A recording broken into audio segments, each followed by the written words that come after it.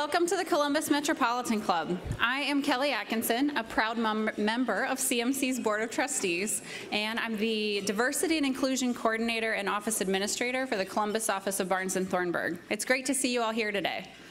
Today's forum, New View of the Crew, is sponsored by MKSK, Ohio History Connection, Columbus Business First, and Deloitte. Each of our sponsors is represented here by many friends and associates. Won't you please help me thank them?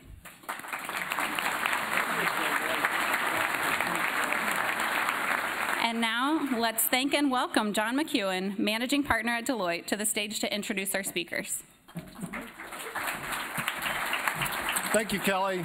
Deloitte is proud to support the Columbus Metropolitan Club, whose mission each week initiates important community conversations. Today, we are pleased to celebrate a victory that featured passion, perseverance, and vision, as well as a bright future in the form of a professional sports team and local ownership, and a community of fans, unbelievable fans, that has distinguished itself as a class act in the face of overwhelming odds. We can only imagine all the stuff that went on behind the scenes and are excited for a new day, a new season that begins this Saturday, and a new future for the Columbus Crew. Let's explore the possibilities. Please welcome our speakers, Doctor and co-owner of the Columbus Crew, Pete Edwards, Jr.,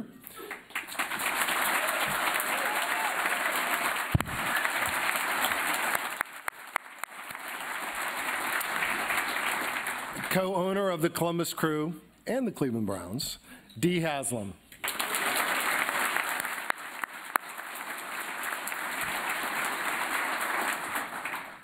And host of the conversation today, President and CEO of the Columbus Partnership, Alex Fischer.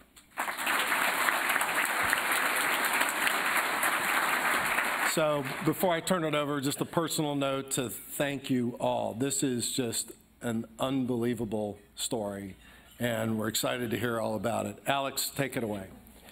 So they asked me to spend a few minutes on the front end kind of reflecting on the journey. I'm actually not going to do a lot of that because I think today and this Saturday give us a real good opportunity really just simply to focus on the future. There are, literally hundreds of people to thank, and it's really difficult to do that. And I'm going to try to actually reflect just a little bit on the journey, not too much by thanking a few people. I'll borrow the but-for comments from the Ohio State campaign. But for so many people, this crew team would not have been saved. And I'm reminded, Dee, and I'll weave a little bit of conversation into this, of a meeting that you attended in November. Columbus Partnership has an annual retreat that we do every year.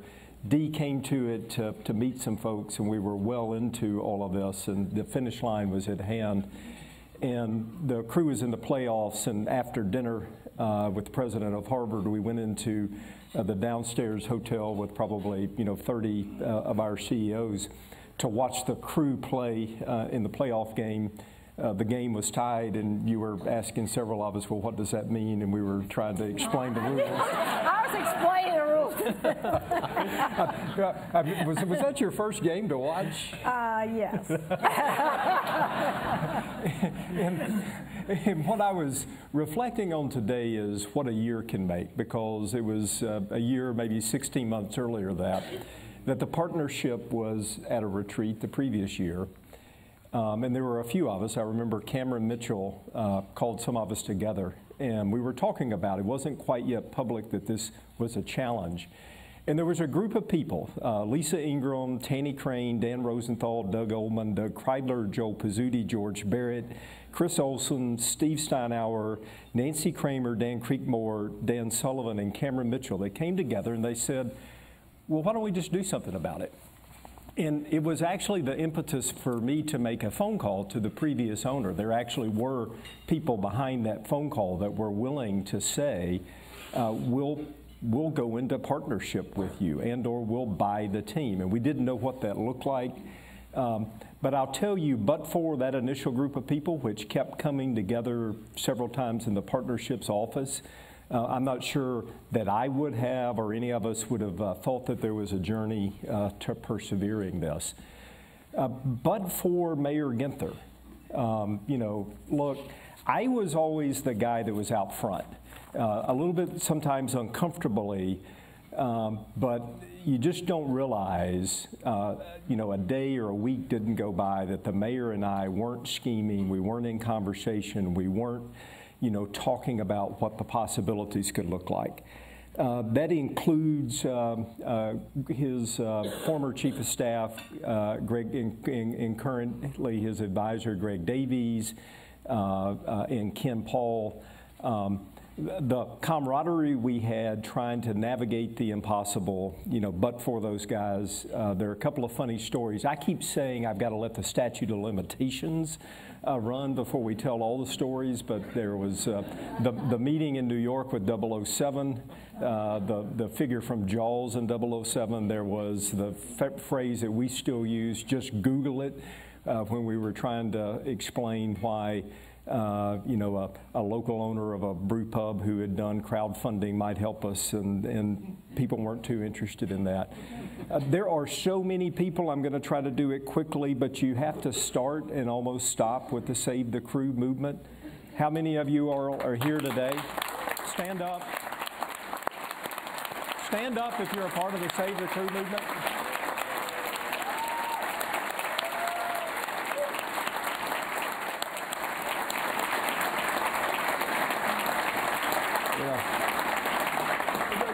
The world of professional sports will be writing and studying what the Save the Crew movement did in Columbus for decades, something that's never been done in professional sports.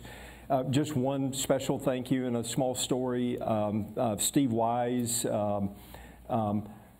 brought a couple of us together early on, and he said, you know, what can we do? And we said, you know, if they succeed in Austin, it'll be game over. And so I don't know what you all did to mix things up. I said, I don't want to know. But there's a lot of stuff that seemed to be going on down there that was, you know, really, really important. And oh, by the way, isn't it an elegant solution that everybody can win? And I think it's going to be fantastic in a couple of years when we're hosting the Austin Soccer Club here in Columbus for a reunion.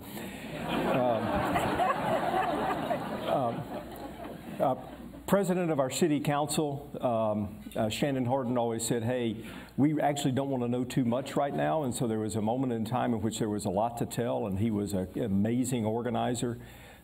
Liz Brown, you know, there's this great story that I'll call it But for Russell. We remember Russell and his little outfit on the days that we were announcing.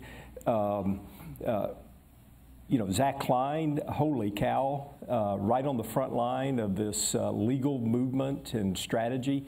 I work at a little place called Boss Fitness, and Zach's chief of staff, Ed Roberts, was always there in the gym, and we would like compare notes in the locker room and plot strategy, which was an odd thing to be doing. Megan Kilgore came to us at one point in time, Steve Lyons, and took us to lunch and said, hey, we've been studying this, and let me show you this map of all the other cities that have done things. And so, but for, you know, Megan, Steve Shoney, here, Tony Collins. Tony was involved when we were doing the, you know, the conversations of training camps, you know, way back when. Relationships really do matter. Maryland, the county commission, you know, you always were an encourager. You know, your partners there are simply, you know, amazing. John O'Grady's been a season ticket holder forever. We all worked on in relationships with the Haslams, so bringing this back in became natural at that point in time. You know, Kevin Boyce, if you think about his financial wizardry, is absolutely amazing. There was this moment in time in when we were almost kind of dead. It was a few weeks before we were actually made the breakthrough. We couldn't figure out a potential financial piece of something, and Ken Wilson, after hours in a meeting, said, well, I've been thinking about this idea called a community authority. It's like, well, couldn't you have brought that up like 2 days ago? You know, save us a ton of time. Eric Janis, you know, with the county. Again, I'll get myself in trouble. Our current governor, you know, the infamous call, I remember I was right over here on the roadway with an idea that was planted by Mike Duffy, our legislators, Stephanie Coonsey, Kristen Boggs, David Leland, again, the whole delegation coming together to do what we needed to do. I had an interesting lunch yesterday with Jeffrey Brown, the judge of the case, and we had some funny stories to share with each other. Nationwide Realty has shown that piece of property since last June, probably more times than they've ever shown a piece of property to more executives with MLS and people coming to town, Brian Ellis and Nathan Weimer. Others, Steve Lyons, Bill Byers, Jeff Flazowski, Mike Coleman, Lisa Griffith, John Kennedy, Jim Smith, Dan Sullivan, Steve Steinauer, John Chris, Keith Myers, I see, helped us do early sketches. There were so many people that kept coming around. But here's the one that's going to surprise you. A big butt for Don Garber, Charles Alchek, and Mark Abbott.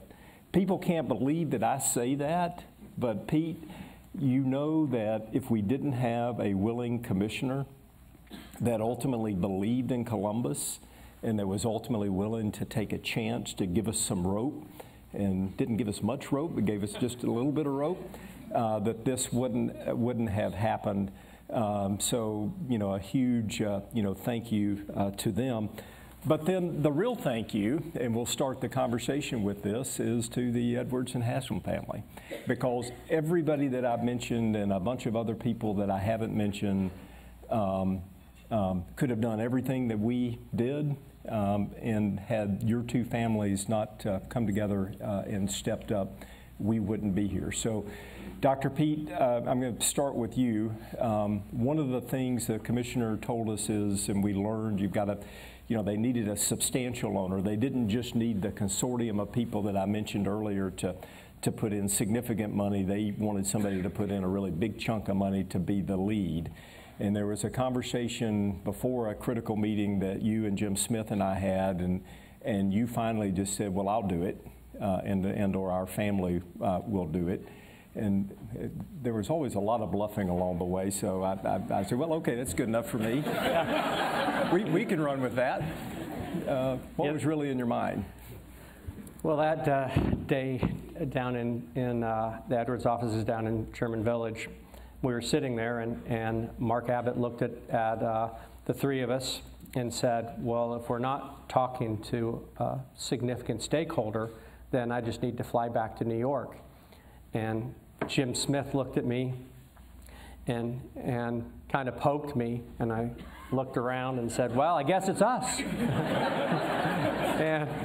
and the meeting went on, because I really do think that very first day had... it was helpful you had your CFO in the room. It did help, but that, you know, somebody just had to raise our hand, and we pretended to be the ones, and then we went running hard for 6 or 8 months trying to figure out how we could do this. Okay, but how long was it before you told your mom and dad? I didn't tell them for a while, because and your brothers and sisters. I didn't want to tell any of them until I thought it was real. So that came later in the summer. So things like this are, as you often say, you know, we didn't run the table and pool once. We ran it about 3 times. And if any one shot didn't fall, even the ones we thought we were failing, but in the end it strengthened our story and strengthened the way that we were able to come back to MLS. Because a lot of what Alex and I did in the beginning was to convince the MLS that Columbus is a good city, and that we're a successful city, and we're a millennial city, and a city that MLS would be much the worse for if they weren't here. But they didn't believe that in the beginning.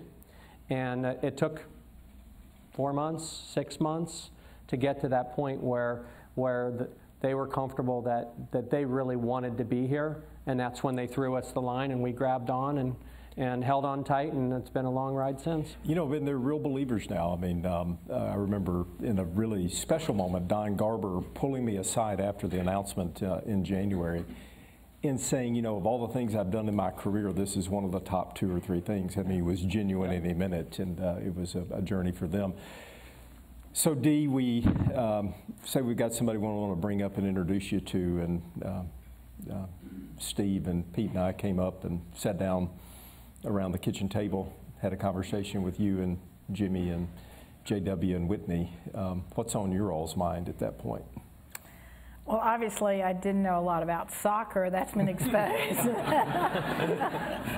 But we did understand how important a sports team is to a community and how unifying it is, and to lose a team is devastating.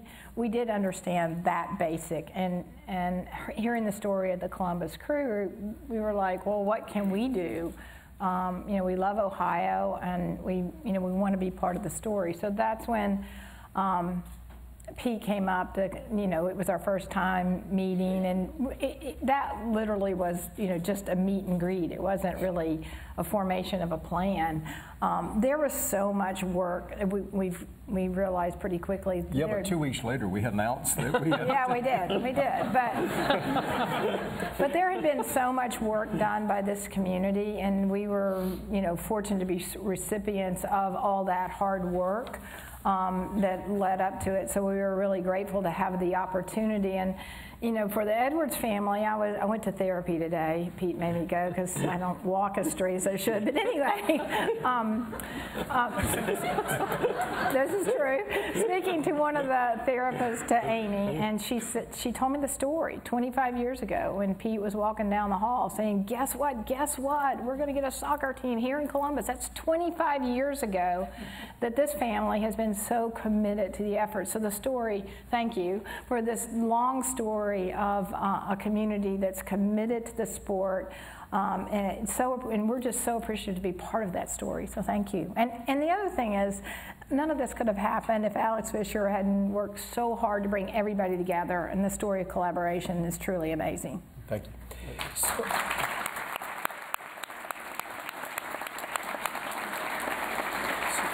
So Pete, we'll bounce around. So it was, you know, 25 years ago, and you were, you know, the first team doc. It's only team doc. What's it going to be like Saturday to not be sitting on the bench as a team doc? It's a little weird. My son came to that realization about 3 weeks ago. We were having dinner, and he's a senior in high school, and he looked at me and he goes, so Dad, I was thinking this afternoon, where are you going to sit during the games? And I said, well, I'm going to be in the suite. He goes, that's going to be so weird. So it's a little weird for me too. It's a different viewpoint from the pitch, and really it is work. So, you know, you're watching every game, and I sit next to the trainer, and we're both watching the field, trying to see if there is an injury, what happened, and see if a guy's running funny or he looks a little more tired. So it'll be fun to watch as a fan. But you also miss the, you know, the bouncing off the bench at the goal, and the big sweaty hug from the guy who just scored when he sprints over and runs up the line, or Greg's high fives. Berhalter was always high fiving guys at key moments. So miss the intimacy of the sidelines, but traded in a second for what we've accomplished. So from that breakfast, it really was only a few weeks later that we made a pretty bold move. And the bold move was an acknowledgement that the only way to do all the things that we needed to do was to sort of come out of the closet and announce something, but we were going to make an announcement, which really wasn't an announcement. And we actually knew the moment that we did that, everybody would say the crew was saved, but there was like more work to have been done. For me, it was the scariest moment on that Friday afternoon, where with the commissioner we announced that the commissioner was willing to sell the team, and we announced a Haslam-Edwards family, you know, consortium to potentially, with a lot of caveats, but everybody missed the caveats, you know, sell the team. And the city goes crazy. As expected, and somewhat as designed, because we needed to create some momentum. But then, you know, Monday morning sets in, and there's literally a year's worth of work to be done in about 6 weeks. What were you thinking? I don't know that any of us really knew what we were thinking. But I mean, the collaboration in this community and the willingness to get something done. You're right, it's going to be a story to be told, but I see that just working as we continue to work through this process is that it's a community that doesn't say no. It says, yes, how can we get this done? You know, real vision, real strategy, and you don't see that very often. I mean, for us, I mean, yes, it's been a really challenging several months to get to where we are going to be on Saturday, but just being part of a story like this and working with everybody in the community has just been such a great experience. I mean, to me, the ingredient is trust. You all trusted each other, everybody trusted you all, and whether it was our city leaders or our county leaders or our state leaders, even today, you know, there's still some unanswered questions that are being worked, but people trust that good people will get to the right answers and do it in a way that is the right solution for everybody. And it's continuing, you know, as we speak, even as, you know, we approach the first game. So you sort of get the team in January. You've got 6 weeks to prepare for the first match. It's a little chaotic right now. You've had to hire a president. Tim's in the room. You've had to hire a coach. You've had to start practicing. You've had to, you know, field a team. Now you're going to go public with that team. Tell us about getting a team that fast with zero preparation, because up to that point in time there was no prep. So that part's pretty crazy. We didn't take operational control till January 2nd, and the vast majority of the executives of the team. Had you sold any tickets at that point in time? Not really, a couple. Renewals only. Right. We hadn't sold any new tickets for quite some time because people didn't want to buy a ticket if the team was leaving. If the team stayed with the previous owner, they weren't as excited to buy a ticket in that situation either. So, you know, the reality of the phone lines turned on, and we had a limited staff that was working, you know, triple overtime trying to field the calls, and we were trying to fill positions organizationally, and that part was totally separate from the soccer part, because the soccer part, thanks to Greg Berhalter, was really solid, and that was our one comforting moment is we have a good team. We have a team that's going to be competitive. With some minor tweaks, we think that you know, we are a high-level team. And so that part with luring Caleb and Bez here, that part we felt really good about. And that's just the day part. But the office part, the operational part, you know, we're still working. And if you all are excited about the team and your companies are excited about the team, we didn't forget about you.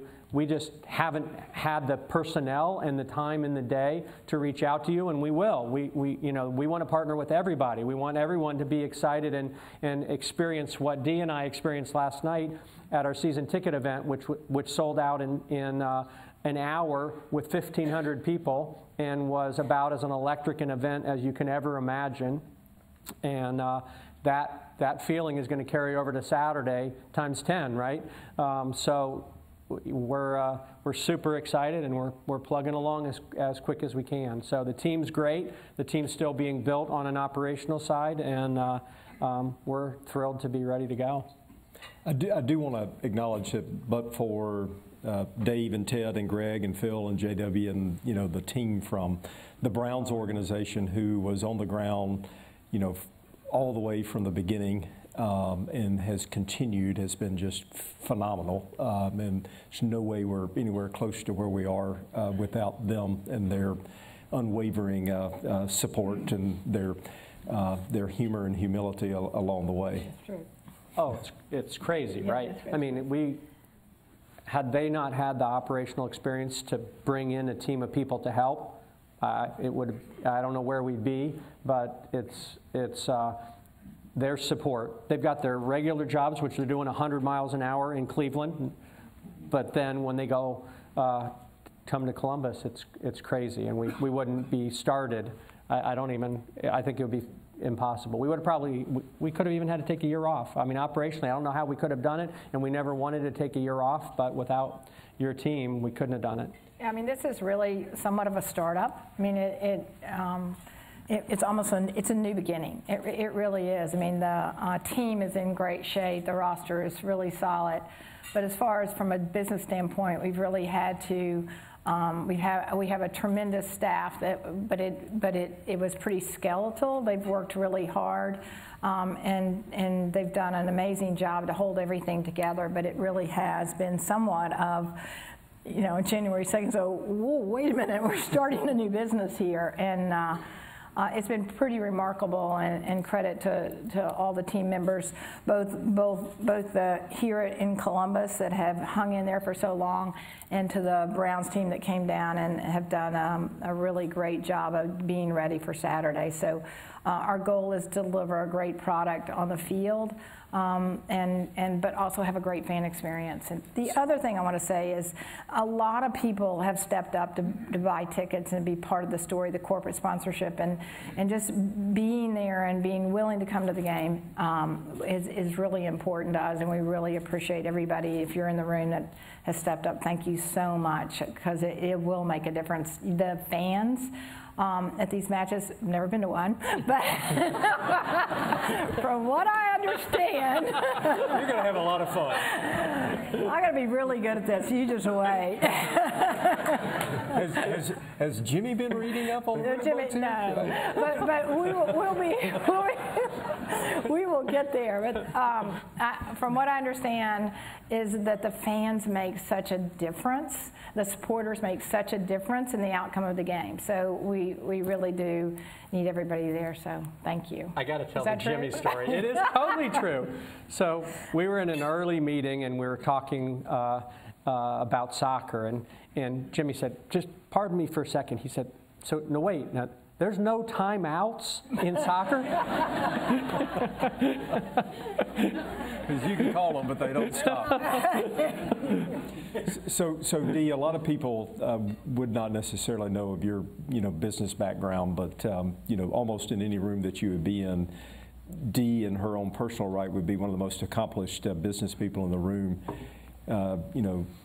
Starting with her father, but then later with Dee, a very successful production company that was a precursor to the HGTV network in Knoxville, Tennessee.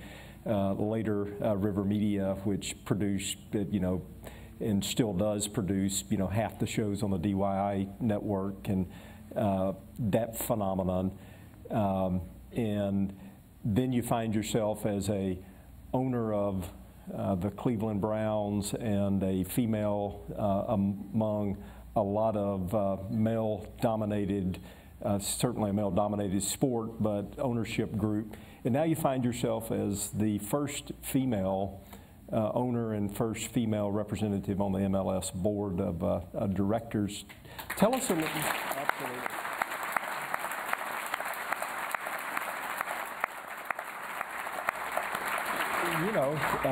A leading business person in the world of media, now in the world of sports. Tell us what it's been like as a female in this professional sports world, and what you're aspiring to do with that for other women. Well, I mean, it's an unbelievable honor, right? I mean, to be part of the NFL has been such a it's entertainment kind of, and so the transition in that way has not been as difficult from the business standpoint. But the big field that you play on in the NFL has been somewhat shocking, in that we were a family.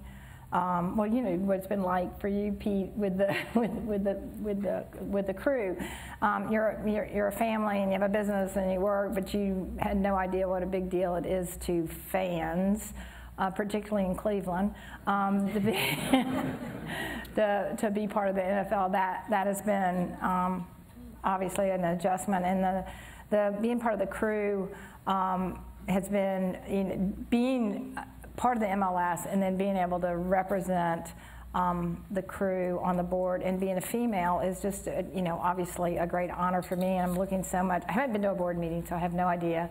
but I'm really looking forward to doing that and being part of the story. I've loved being part of the women ownership group for the NFL. They're just tremendous women. And I think we bring a lot to the table and add a different perspective, and I think the sport is better for our involvement. So very excited. I can't tell you how excited. I mean, it's really quite the honor. And this sport, Pete, is a sport that really is on the move. The expansion that's happening in so many cities across the country, the interesting competition for this team and what ultimately, keeping it here, but a part of this was about it being such a hot commodity for other cities. Talk about the growth of the sport in today looking forward over the next decade. Yeah, it is the sport of millennials. The teams in the league now are continuing to be sought after city over city. The St. Louis's, the Sacramentos, the Detroits. They really are competing. The Nashvilles, the Cincinnatis who've recently won teams, and it really is a win. So when they say that we won an expansion right, it's a process that is extremely competitive because everyone recognizes that more and more kids are playing. Globally, we're way behind. So if we get to where Europe is in terms of how we look at soccer, that's a tenfold growth in interest, popularity, marketing, everything. So everyone knows that soccer is on an upswing. But what people really don't think about too much is this is really an inflection point. In 2025, when the USA hosts the Confederation Cup, which is a World Cup warm-up, the world will be focused here for 8 teams to play a series of games in 2025, and we host the World Cup in 2026. And that will truly be an eye-opening experience. Back in the 90s when we hosted our first World Cup, that led to the launch of our league. And the energy that was associated that propelled us as a country to the ability to start MLS. So the next World Cup is going to be the huge step up that everyone is anticipating, and the interest is going to be so phenomenal that the sport is going to take off in anticipation of that and only accelerate after. So, the rising tide is coming in fast, and we're thrilled that it's happening in Columbus. So, Dee, you were talking about goals, and I'm going to also say, heads up, in just a moment I'm going to turn to questions. So in the fashion of the CMC, if anybody wants to make their way to the mic in just a moment or two, I'll turn and we'll go to questions of the audience.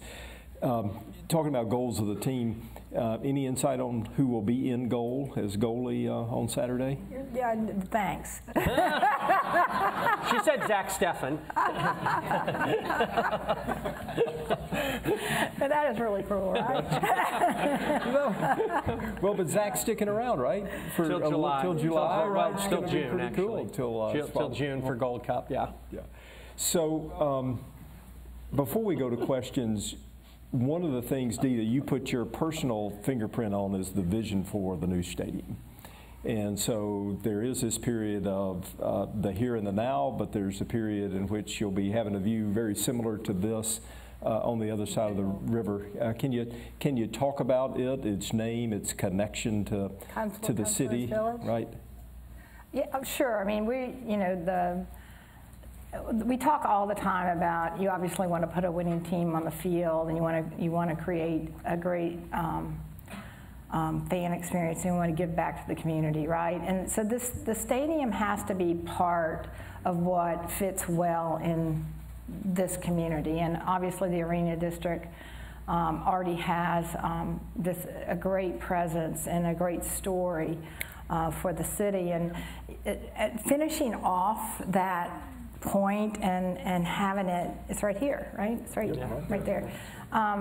It will be, I think it's going to be beautiful, but I do think it's going to end up being kind of a gathering place. The whole Arena District is going to be a phenomenal gathering place, and if we can activate it, and I think we will be able to activate it in such a way that that people will be down there all the time, and it's going to be such a great experience and that's our hope. And when we think about building a stadium, it's not just for the Columbus Crew, but it's for the community, so that it's multi-use venue that becomes very important to this community for many generations to come. So we're excited about it.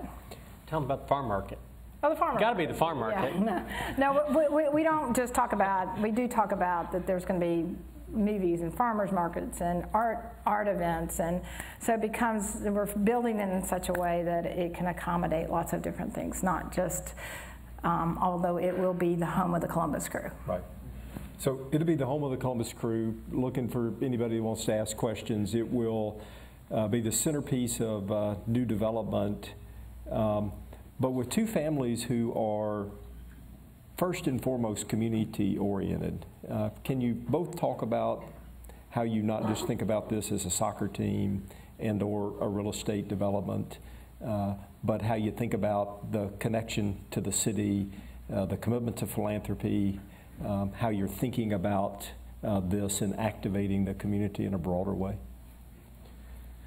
Well, for sure, when I went to my family and said, you know, I've been working on figuring out how to keep the team in town, and I think that you all think it's a good idea, but what do you think? And they said, we think it's good for the city, and we think this is something that we should support on behalf of the community. And that was the end of the discussion. It was very simple. It was, do you want to do something good for the city? And the answer is yes. Tell us what we need to do. And that's been our attitude from the beginning is we think that sports are an important part of the community. We think it's a fabric in a young, dynamic city like in Columbus that has to be here. Alex and I were sitting on Grandview Avenue having a cup of coffee, and fellow OSU board member came and sat down and said, let me tell you a story. And he said, when we bring in young staff people to Ohio State University, a lot of them will say, you know, we're really excited to come at Ohio State because it's a great institution, great research, but you know what? We love soccer. And we're excited that you all have a team. And we're like, Alex and I looked at each other and we're like, well, those are the stories that you don't understand. There's no dollar value on that. There's no way to measure that because the connection's never made. But the same week, Jim's daughter heard when she toured at Ohio State that the tour guide said, we saved the crew. You should come to Columbus. So the idea that we know that in Columbus because of Ohio State, that sports are super important to the community, but it's all sports. And the fabric of our community is built on that. And from a family standpoint, we were super excited to be able to contribute.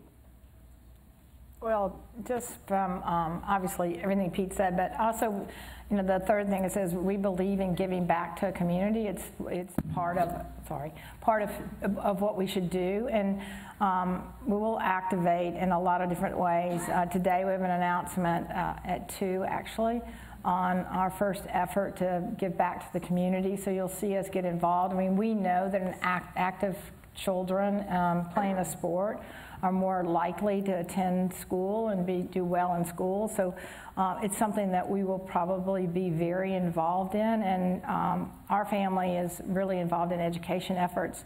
We're actually involved in education efforts around the state through an attendance program, and I think we'll probably get heavily involved on that as well. But it's something our families are so used to being involved in the community, and it's going to be one more way that we can be even more involved. So we're really excited about it.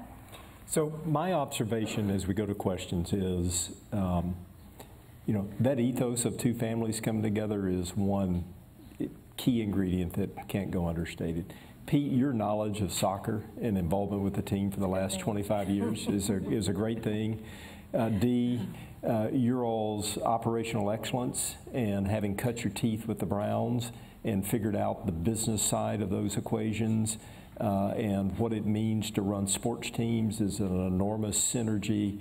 You know, collectively, you wrap that around your, you know, commitment to community. The Edwards family's real estate, you know, expertise, Dee, your marketing expertise. Partnerships are built around taking unique assets and putting them together. And so this is a unique opportunity, and I know it's going to be an exciting next era for the Columbus Crew, and we'll open it up for folks in the audience that might want to ask us something. Good afternoon, Alan McKnight. Just can you touch on the existing Mapfre Stadium and what's going to happen there, and how that's going to be run, who's going to have access to it, how that can support the community? I mean, we're looking at, that's going to be our practice facility, and it's going to be a community center. So hopefully it'll be highly active for youth in the community. That is one of the things from the very beginning that was really important to the community and very important to us. Yeah, I mean, it was a unique piece that came together late in the process, you know, under the mayor's leadership, but the county's equally involved in wanting to have a place that the youth of the community can be activated in the Linden neighborhood, in the OSU fringe neighborhoods, but throughout the community. And so not only preserving it as a youth sports complex, allowing it to double as a crew training complex. I believe it will, you know, become the centerpiece, and the commissioner tells me one of the neatest things that he sees happening in the league in terms of a community-oriented training facility that serves multiple uses. Hi, Trip Lazarus. I was just curious, we'd read recently in the paper that parking might be somewhat of an issue at the new stadium. So I was curious about that, and also kind of what the timing on the stadium we might expect, or if they're, as far as when the Crew will be playing in their new home. Well, you know, one of the greatest, the analysis done on the site prior to picking it as a site was the fact that parking wasn't an issue, because in the arena district you already have thousands of parking spots within walking distance of the stadium. And so actually one of the great unique attributes, contrary to what had been written, is just the opposite. This site is within walking distance of the same parking infrastructure that serves our AAA baseball team. Last night we were at Lori and I were at the hockey game. And that infrastructure of parking now is going to have even a further multiple use, making it, I think, very, very unique and a cost-efficient way to do the stadium in its current site. So I don't know how you all view it. I view it as an asset, not a negative. Yeah, and the other thing is, you know, we haven't had an environment now that had a march to the match, which is, if you're not familiar with it, in a lot of MLS cities, thousands of people will congregate and walk down. In Seattle, it's famous. It's a flood of people that walk down the path chanting and singing into the stadium.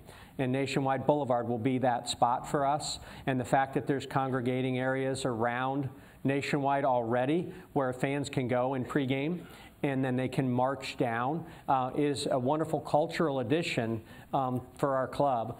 And you know, the reality is everybody parks far away at Ohio State. They walk a lot farther. They're going to walk to the Crew. We have 15.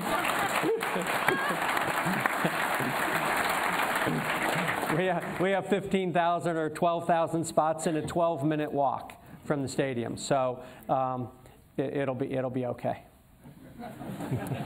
Hi, I'm Debbie Johnson. I'm a longtime season ticket member, and yay for us.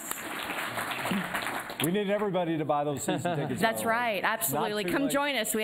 We will now have a great time, which is part of my question. You know, being a season ticket member, you know, the fan really in the last, 8 to 10 years has really kind of, dwindled. The experience hasn't been there. So Dee, I'm just so happy to hear that the fan experience is going to be, something that is key. So we're excited about that. There has been one constant kind of entertainment, if you will, besides the team and their wins and all of the players, is Frankie. So my question is, where's Frankie? So Frankie's alive and well.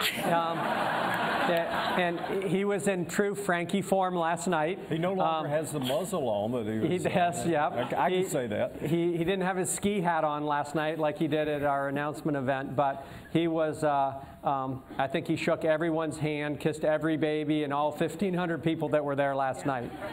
Thank you. So, yes. And he will be, I think he is is I've been invited by the Save the Crew group and some other fan groups to raise a glass at sunrise on Saturday morning, and I bet you Frankie will be there. Okay, I think we've got the last question here. All right, Robert Shenton, Plant Moran, and also a season ticket holder of the Crew. And at the CMC annual meeting, the very last question that we asked, and Alex was on stage, was, do you have anyone interested in buying the Crew? And he gave a very coy answer, but again, thank you, Alex, Dee, and Dr. Edwards for what you've done to help save the Crew. But now the real question, what's your prediction for the season for the Crew? Where are we going to finish? And Dr. Edwards, who's the new team doctor? So Scott Van Stein, one of my partners, has taken over for me, and he's I'm coaching him up a little bit, but it's a little different than regular patients, right? You see him every day, you talk to him so much, you're kind of a little bit like a father figure at the same time that you're taking care of him, because there's lots of parts that go into professional athletes' minds and bodies. So Scott's doing a great job so far, and team-wise, you know, we don't want to overpromise and underdeliver, and soccer's a weird game. The best team does not always win, but we think we have a really strong roster, and Caleb is really good at motivating guys to get just a bit better than they were before. Tactically, we're very good. Personnel-wise, we're very good. So that maybe that little secret sauce is a little bit more motivation. But Caleb has said it, and he totally believes it, and the guys are starting to believe it, that our job is to win trophies. And if we don't win trophies, then we're not succeeding. And Dee and I are committed to helping figure that out, whether that's tweaking the roster someday, and I'm not sure it's even this year. Let's see how we are in midsummer. So, but we're comfortable that we're going to have a very competitive team, and we want to come out ready to go Saturday afternoon. Everybody come out Saturday afternoon. Thank you all very much for being a part of this amazing effort. What a great conversation. I'm so glad you were all here to be a part of that, and I'm especially grateful to all of you. I have 4 kids who play soccer, so appreciate that a lot. Let's thank our sponsors, MKSK, Deloitte, Columbus Business First, and Ohio History Connection, and our speakers, Pete Edwards, Dee Haslam, and Alex Fischer. And thanks to all of you, too, for being here, and we hope to see you next week.